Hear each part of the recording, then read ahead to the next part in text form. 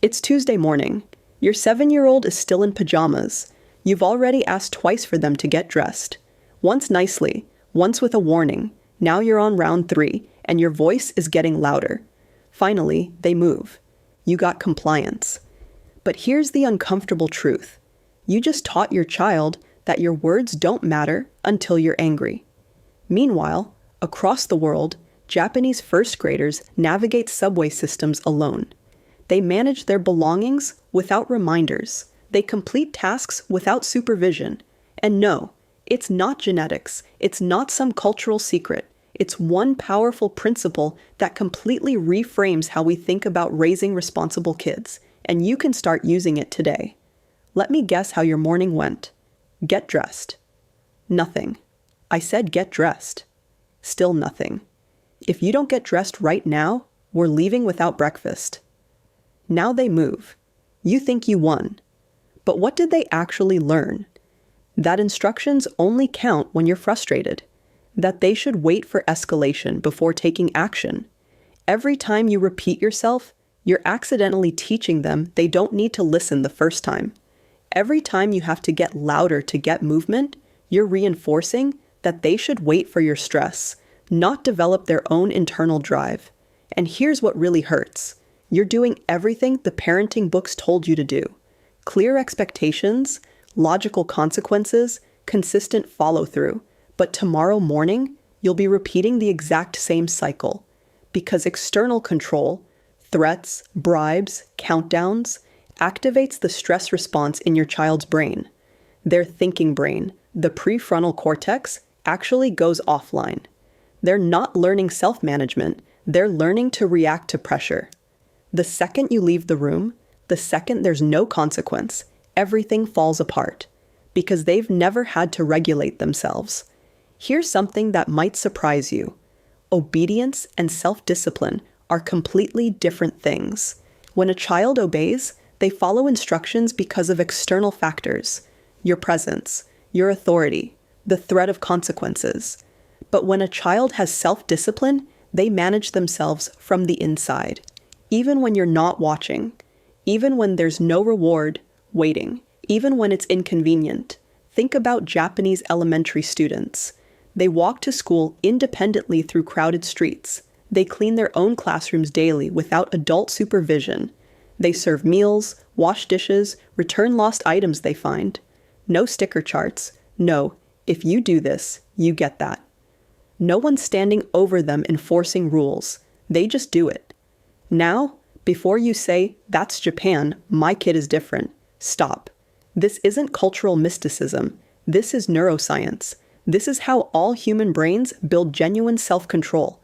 And it's based on one core principle most Western parents completely overlook.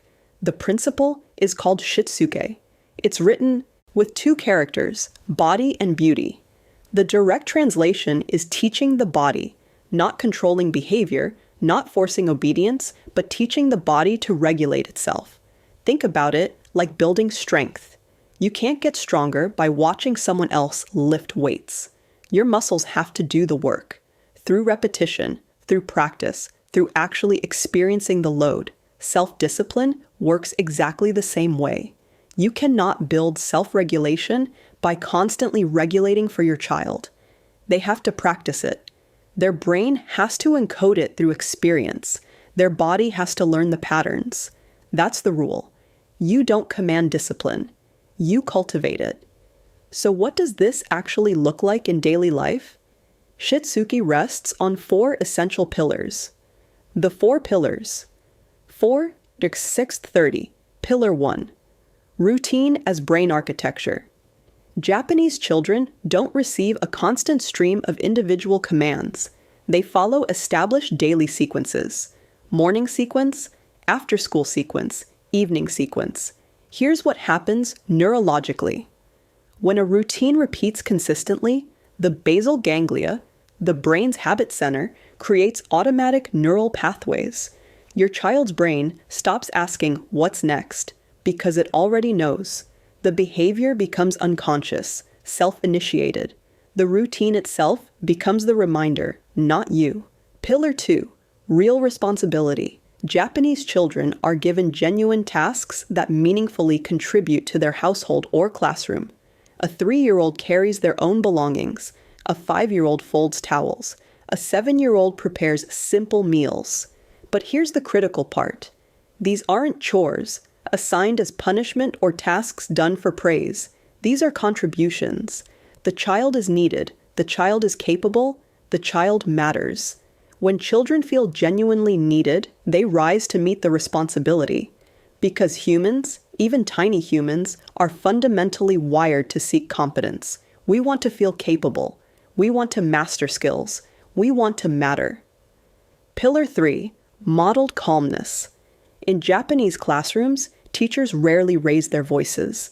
They speak quietly, move deliberately, embody the regulation they want children to mirror. Because regulation is contagious. When you stay calm, your child's nervous system receives a message. We're safe. We can handle this. Their prefrontal cortex stays online. They can think clearly. But when you escalate, when your voice gets sharp, when your body tenses, their nervous system mirrors that too. They escalate. Their stress response activates. Self-control vanishes. You cannot yell a child into self-regulation. You have to model it. Pillar 4. Watchful waiting. This is the foundation that makes everything else possible. The Japanese call it mimamoru, to watch over from a distance. It's the active, intentional practice of not intervening immediately. Instead of rescuing or scolding, you trust. You wait. You give their brain space to identify the problem and discover their own solution.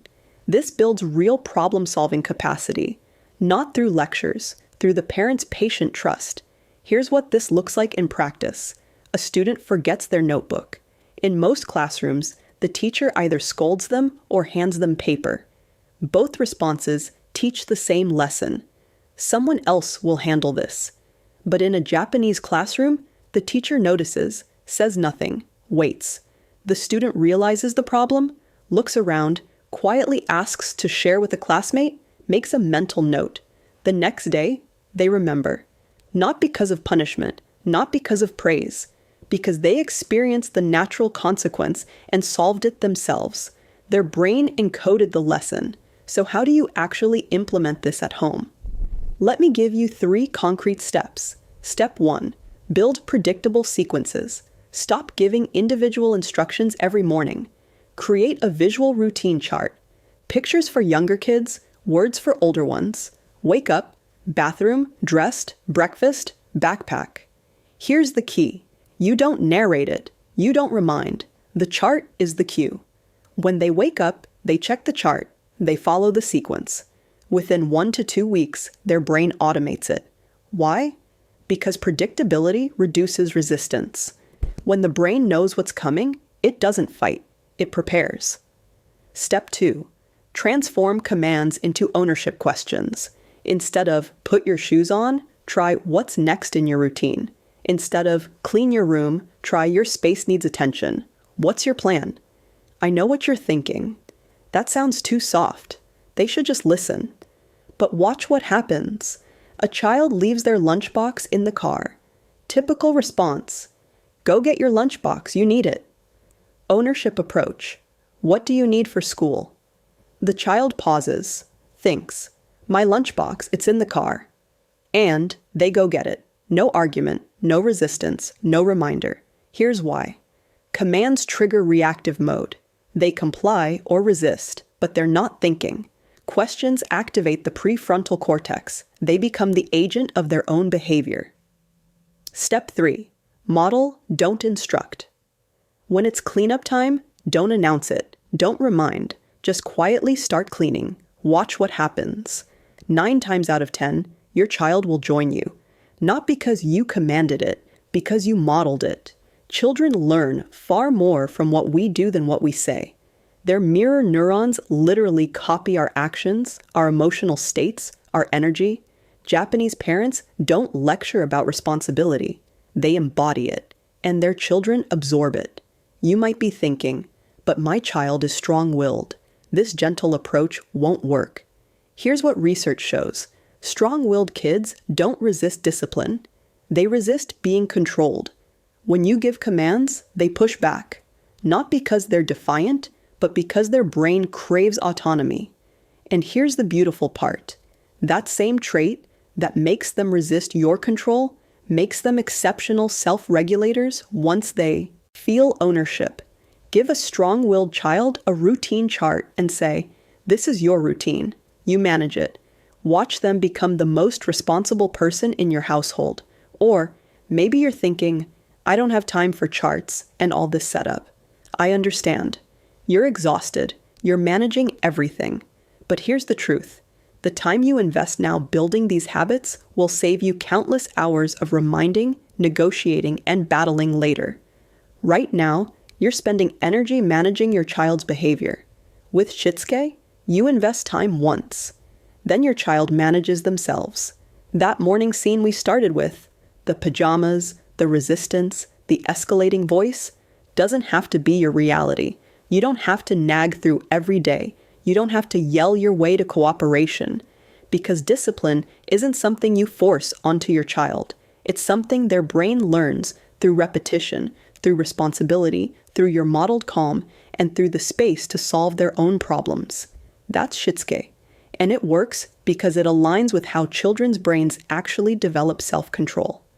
Pick one step, just one. Create that routine chart. Give one real responsibility. Start modeling instead of instructing. Start small. Stay consistent. Watch what shifts. Your child can learn to manage themselves, not because you forced them to, because you taught their body how.